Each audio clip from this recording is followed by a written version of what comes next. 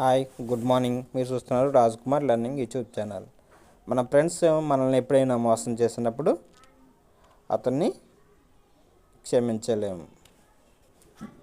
It is an easier to forgive an enemy than to forgive a friend.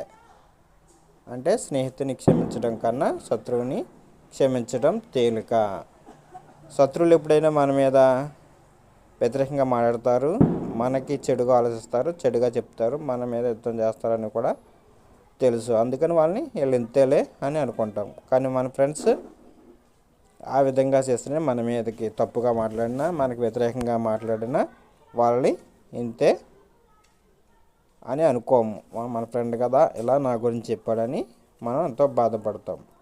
అందుచేత అతన్ని ఎప్పుడు క్షమించలేమనండి మన జీవితంలో.